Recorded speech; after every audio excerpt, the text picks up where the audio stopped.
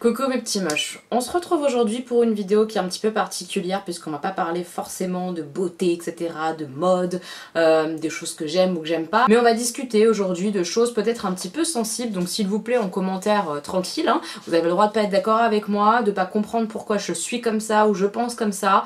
On a le droit d'être différent, ça c'est pas un problème. On peut par contre échanger avec respect. Moi je vais vous expliquer comment moi je fonctionne et comment moi je pense sur certains points parce que ça me paraissait important de le faire et de pouvoir me référencer à cette vidéo là quand quelqu'un va me laisser un commentaire sur ces petits sujets là. Aujourd'hui la vidéo c'est est-ce que je suis hypocrite? Je ne pense pas, mais je vais y répondre en donnant des exemples. Et par contre j'ai des contradictions, énormément. Et je pense que c'est humain, mais on va en discuter. Je vais vous expliquer un petit peu pourquoi je dis ça, pourquoi je ne pense pas être hypocrite même si je pense d'une certaine façon et que je fais d'autres choses. On y va.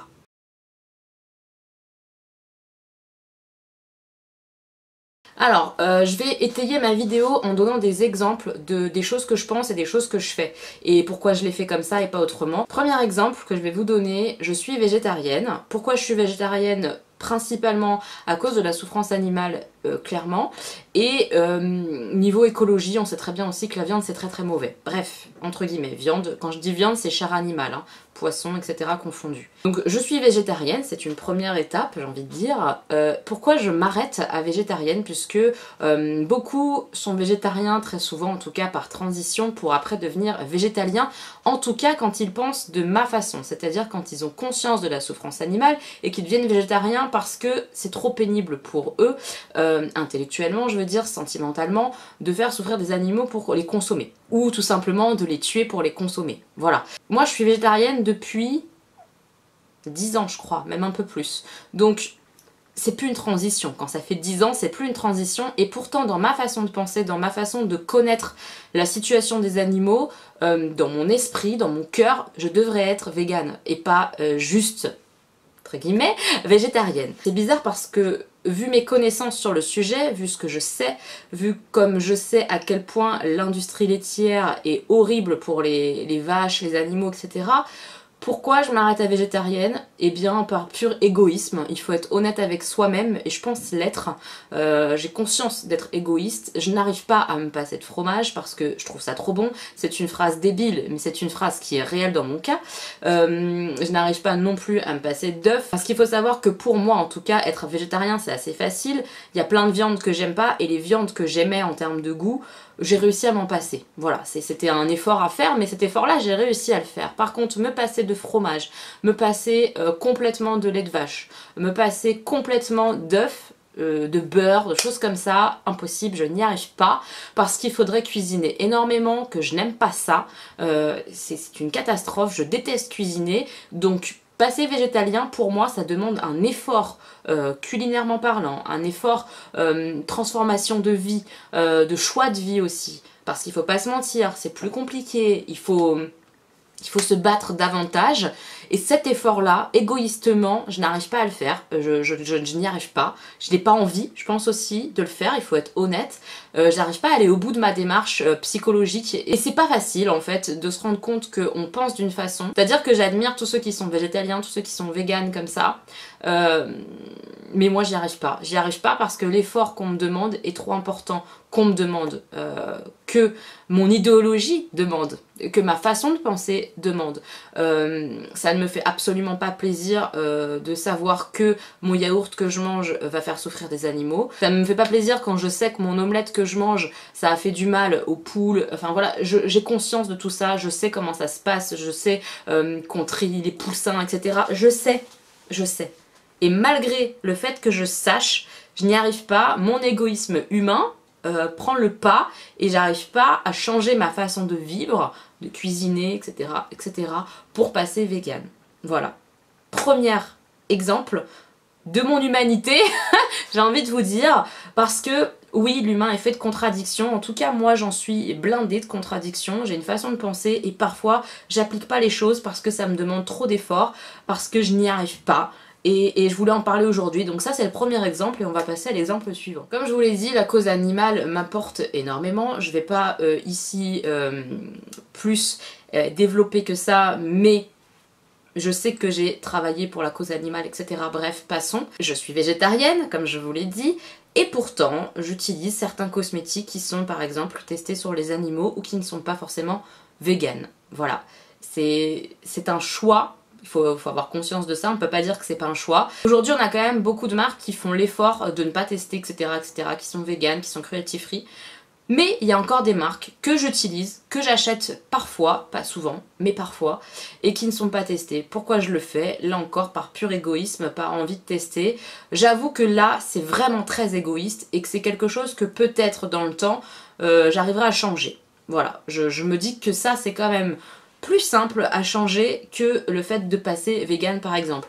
Donc j'avais envie de vous donner des vrais exemples, de vous dire la vérité sur cette vidéo, donc même si je me fais lyncher, c'est pas très grave. Je ne suis pas du tout pour les tests pour les animaux, carrément pas.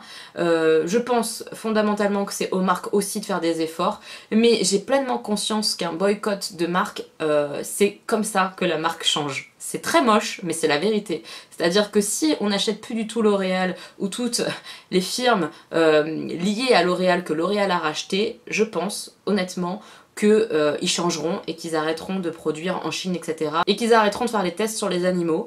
Maintenant, est-ce qu'au jour d'aujourd'hui, je le fais? Non, parce qu'il y a des marques que j'aime bien et que j'ai pas envie d'arrêter d'acheter ou d'arrêter d'utiliser, malheureusement. Voilà. Donc là encore, l'égoïsme est présent. Voilà, c'est la vidéo de l'égoïsme, clairement. Autre sujet qui revient de temps en temps en commentaire, pas tout le temps bien sûr, parce qu'en général j'explique en vidéo. J'utilise souvent, le plus souvent possible, de plus en plus, en tout cas en termes d'achat, des produits bonne composition pour mes soins, visage et mes cheveux en général. Mais quand on m'offre quelque chose qui n'est pas bonne compo, je vais l'utiliser en général.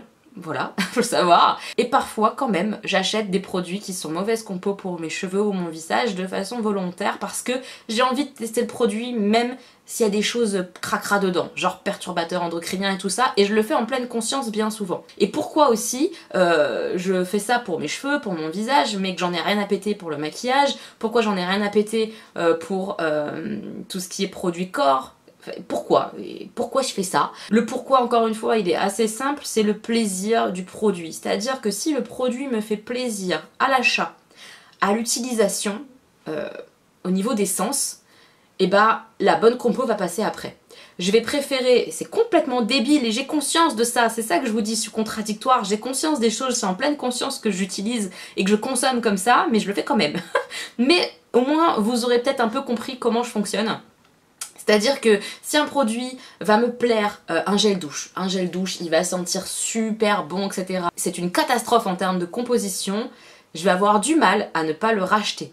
Par exemple, les beurres corporels The Body Shop, je sais que la composition est loin d'être parfaite. Loin d'être parfaite, mais j'adore la texture, j'adore les odeurs, j'adore comment il pénètre dans ma peau, j'adore ce produit en fait, je l'aime dans l'utilisation, j'aime l'effet qu'il a sur ma peau, même s'il a une composition cracra, je vais le racheter.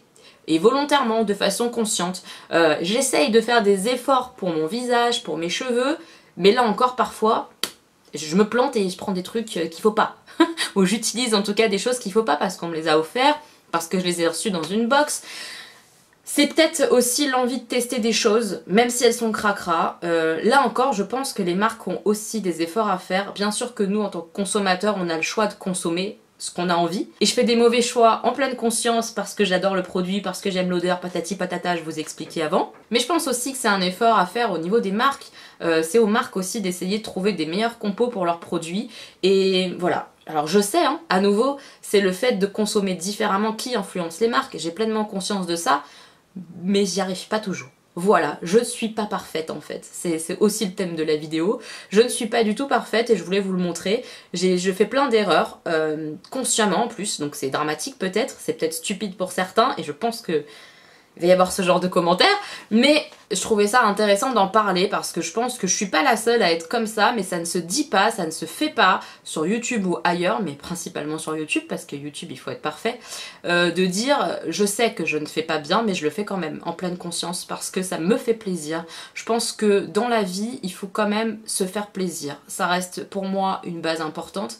Alors évidemment là je me fais plaisir sur le dos des animaux et c'est dramatique, j'en ai conscience, je me fais plaisir sur le dos de ma santé, puisque quand j'utilise des compos cracra, bah, je mets ma santé un petit peu en péril, entre guillemets.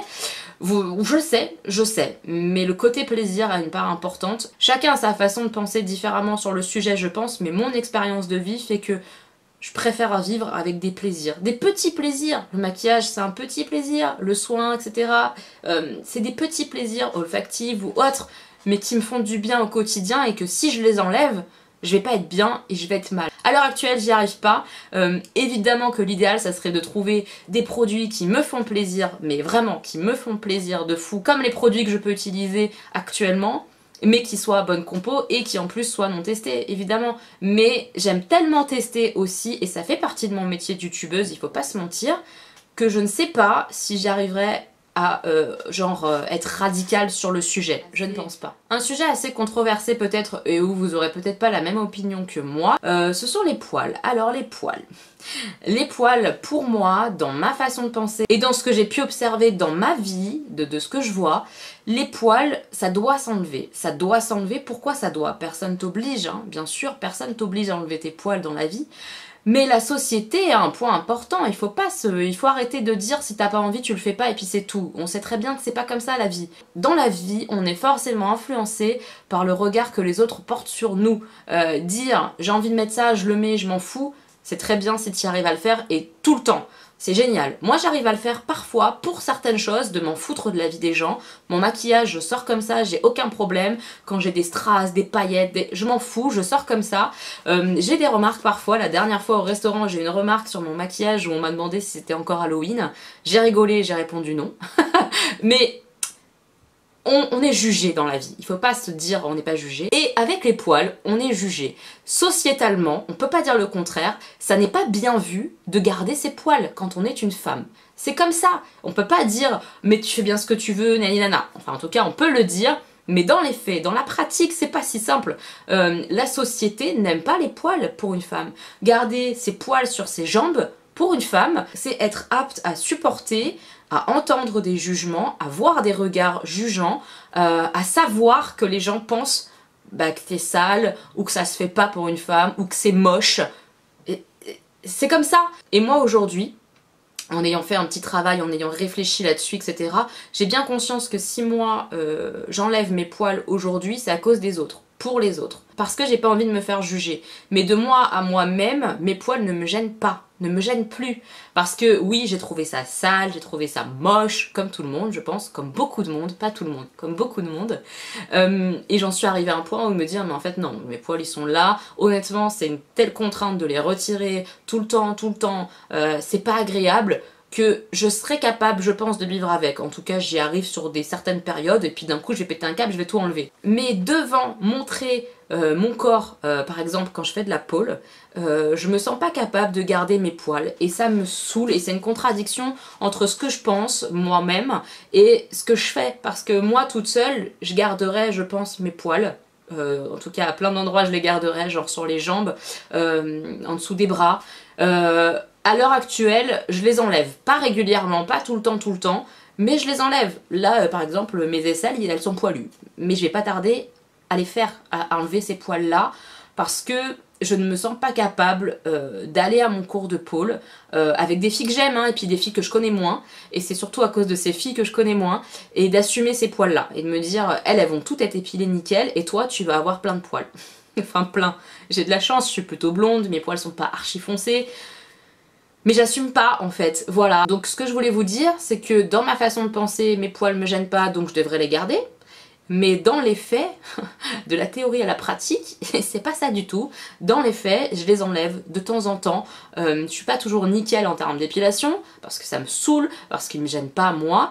Mais pour la société, pour ne pas subir le regard, parce que ça je l'assume pas, je n'y arrive pas à supporter ce regard-là, j'ai pas envie de me battre, de devoir expliquer, justifier mon choix, et patati et patata, et ben je les enlève. Voilà, une nouvelle contradiction chez moi, je pense quelque chose et je fais autrement, voilà. Mais j'en ai conscience, j'en ai pleinement conscience. Et le dernier point que je voulais aborder, c'est par rapport à YouTube, par rapport à ma façon de consommer le site chinois actuellement.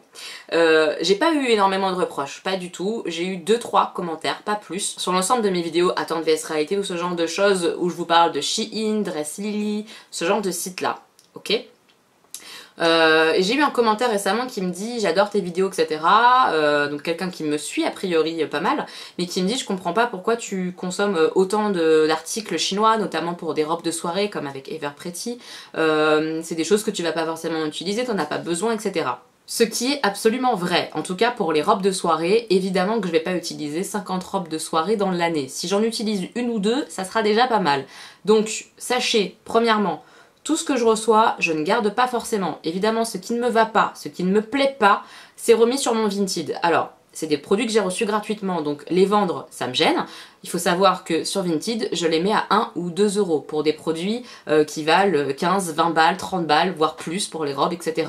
Je mets des tout petits prix exprès pour que ça puisse profiter à des gens qui n'ont pas envie de prendre le risque, par exemple, d'avoir des frais de douane. A priori, on m'a dit que sur Dress Lily, c'était potentiellement, ça peut arriver en tout cas, et pour ceux qui n'ont pas forcément les moyens, envie d'acheter, etc., ou qui préfèrent acheter du seconde main, voilà. Sachez que les vêtements que je ne porte pas parce qu'ils ne me vont pas, qu'ils ne me plaisent pas, ne restent pas dans un placard chez moi à dormir, non, ils s'en vont. Soit ils partent sur Vinted, soit je les offre à une copine, ça ne reste pas à la maison.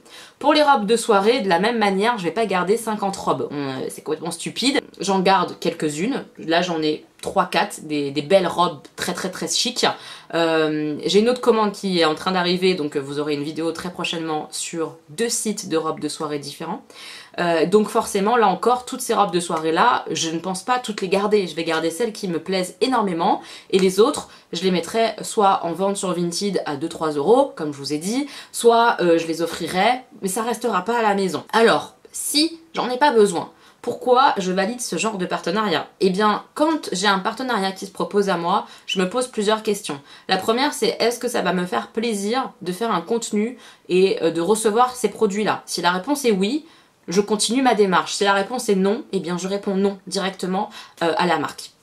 Ensuite, je me pose la question de savoir si c'est un contenu qui peut être intéressant pour vous. Et c'est vraiment une grosse part importante de mon choix. C'est-à-dire que si c'est un site que je ne connais pas, que j'ai envie de tester, et qu'en plus je me dis ça peut vous apporter mon opinion sur le site, banco, j'y vais, je valide. Je sais pas si je suis claire dans ce que je veux dire, mais dans mon choix, la notion de besoin ne rentre pas forcément en compte.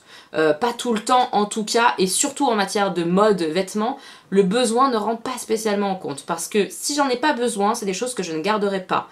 Ça rentre pour moi maintenant, désormais, c'est beau ce que je dis, dans le cadre d'un travail. YouTube là, c'est un travail, je suis rémunérée, je paye des charges dessus, c'est un travail. Pour le cadre de mon travail, est-ce que le contenu, le fait de recevoir ces pièces va être intéressant, oui ou non? Est-ce que ça me fait plaisir, oui ou non? Et en fonction de ça, je dis oui ou non. Alors, c'est consommé du coup, et c'est surconsommé évidemment, je le sais, j'en ai pleinement conscience, mais ce qui est marrant, c'est que par contre pour le maquillage, j'ai aucune réflexion, jamais. Alors que bah pourtant je surconsomme le maquillage, j'en ai énormément, j'en ai bien plus que pour une personne. Et ça vous choque moins, pourquoi? Je ne sais pas, mais oui, je surconsomme, mais à mon avis, à mon sens, dans ma façon de faire, je surconsomme quand même intelligemment. Je surconsomme pas en entassant à la maison pour rien. Je surconsomme pas juste pour mon plaisir personnel. Il y a du plaisir dedans, mais c'est pas juste pour ça. Et c'est une surconsommation qui est liée à un travail pour donner un avis sur quelque chose. Voilà. Alors je ne dis pas que mon avis est essentiel à YouTube, pas du tout, mais que dans le choix de partager sur YouTube, c'est pas incohérent ma façon de faire. Voilà. Alors, est-ce que je vais continuer à en faire toujours plus de ces fameux hauls chinois? Non. Les choses vont se calmer. J'ai testé des sites que je voulais tester. Est-ce que je vais refaire des partenariats avec eux? Pas tous. Là, prochainement, vous allez avoir une vidéo comparative entre 2 sites qui vendent tous les 2 des robes de soirée. Donc, je vais la faire cette vidéo là très bientôt parce que je la trouve intéressante, parce que les sites ont validé le fait d'être dans une même vidéo ensemble et je trouvais ça vachement intéressant comme vidéo, de comparer 2 sites différents qui proposent les mêmes produits quasiment, ou en tout cas dans les mêmes esprits, puisqu'ils vendent tous les 2 des robes de soirée. Bah c'est un contenu pour moi, à mon sens, qui est cool, parce que ça vous donne un avis sur 2 sites différents, savoir lequel vous allez peut-être plus choisir pour acheter une belle robe. Donc pour moi, il y a un contenu qui a du sens. Est-ce que je vais plus tard refaire des partenariats avec ces 2 sites-là? Peut-être, mais pas tout de suite, parce qu'effectivement, je réfléchis de la façon à pas vous saouler et à ce que le contenu soit pertinent. Là, je vais faire une vidéo qui, je trouve, sera pertinente. Est-ce que c'est pertinent de proposer à nouveau des robes dans 2 semaines? Non. on va se calmer. Donc j'essaye de réfléchir le plus intelligemment possible. Je pense que parfois je fais des erreurs, mais j'essaye de réfléchir le plus intelligemment possible dans ma façon de consommer quand même, et dans mes choix de partenaires. Ce qu'il faut comprendre, c'est que je n'ai pas une consommation du site chinois en tant que consommatrice lambda. Si c'était avec mon propre argent, évidemment que je n'achèterais pas toutes ces robes-là. Sauf si j'avais du budget, que je gagnais hyper bien ma vie avec YouTube et que j'avais du budget à réinvestir pour créer du contenu. C'est encore différent. J'en suis pas là. Donc non, si c'était moi toute seule qui achetais ces choses-là, je ne vous proposerais pas ce type de contenu-là. Maintenant, j'ai l'opportunité, donc parfois je dis oui. Il faut savoir par exemple que il y aura un partenariat Shein fin novembre aussi, et que Shein, c'est un site que j'aime beaucoup. Donc ce partenariat-là, par contre, il va continuer régulièrement parce que je l'aime bien. Maintenant, si on me propose de tester certaines choses, parfois je dirais oui, parfois je dirais non. Et honnêtement, j'essaye de pas vous submerger, c'est-à-dire que je ne poste jamais, ce n'est jamais arrivé, 2 vidéos à la suite mode attente vs réalité. Ça n'arrivera pas, et ça n'arrive pas parce que je poste quand même beaucoup de contenu et que j'essaye que mon contenu soit varié. Bref, tout ça pour expliquer pourquoi il y a des attentes vs réalité, pourquoi il y en a eu un peu plus là, mais les choses vont se calmer un petit peu. Et pourquoi, oui, je surconsomme le vêtement chinois. Est-ce que ça me pose un problème? Non, parce que c'est dans le cadre de mon travail et que les choses circulent. Elles ne restent pas chez moi, les objets ne restent pas entassés chez moi bêtement. Voilà, j'essaye de faire ce travail-là, ce travail de test, de façon réfléchie, intelligente, et pas bête à entasser. Le côté avoir du produit pour avoir du produit, ça ne m'intéresse pas. Et j'essaye de faire attention à ça. Voilà, c'est un nouveau travail, c'est un nouveau métier pour moi, je découvre, je fais ce qui me semble le mieux pour moi et pour ma chaîne et pour vous, de façon le plus réfléchie possible. Peut-être que c'est une erreur, peut-être que je vais changer d'avis sur ma façon de faire dans quelques temps, je ne sais pas, je suis humaine et je vais évoluer aussi. J'ai conscience que de travailler comme ça avec des sites chinois, ce n'est pas écologique, mais précision quand même que je tiens à apporter, avant de travailler avec ces sites chinois, d'une part je commandais moi-même sur Shein, j'ai déjà commandé avant les partenariats moi-même, donc au niveau écologie j'étais déjà pas parfaite, hein, soyons clairs, et de toute façon mes vêtements etc je les achète dans des magasins petit prix, et donc forcément ces magasins petit prix, les vêtements viennent de Chine également, ou alors de pays tout aussi lointains où c'est pas beaucoup plus éthique. Voilà, donc ma façon de consommer n'était pas meilleure. Je sais pas si je suis claire, mais honnêtement je pense pas qu'elle était meilleure. Elle était moindre parce que j'achetais moins de choses peut-être, mais elle était pas meilleure. Voilà.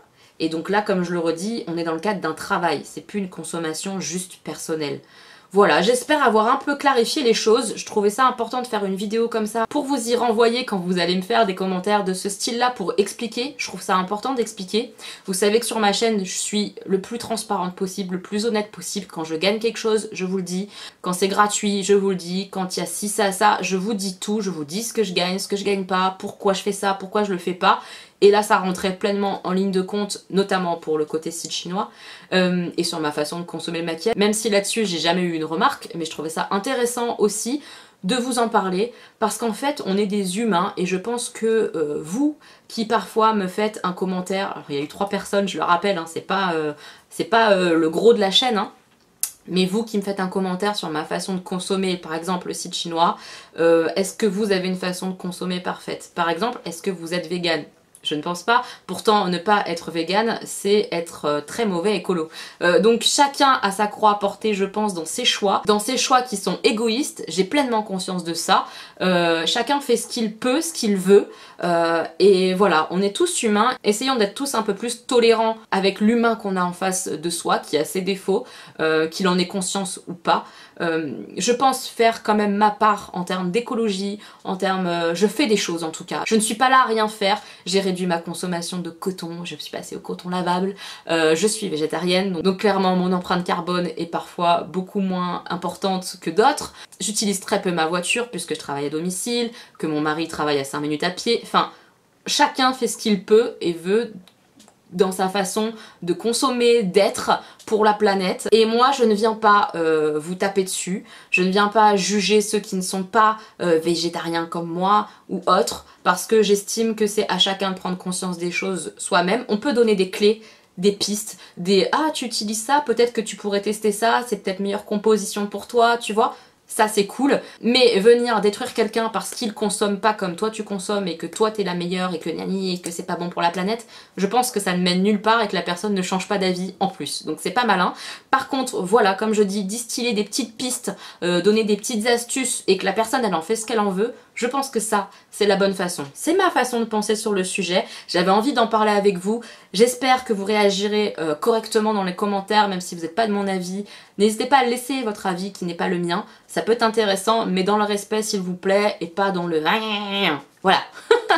En tout cas, j'espère que cette vidéo vous aura plu, que ça vous aura peut-être appris des choses sur moi, sur ma façon de penser et d'être. Pour conclure, je dirais que je ne suis pas hypocrite parce que j'ai conscience des choses, que je suis en pleine conscience des choses, que je suis par contre très égoïste évidemment, et que je suis pleine de contradictions parce que je suis humaine. Et je pense qu'on est tous pleines de contradictions. N'hésitez pas à me dire vous, quelles sont vos contradictions en commentaire. Je vous embrasse très très fort mes petits moches, on se retrouve bientôt pour une nouvelle vidéo. Voilà. Gros bisous!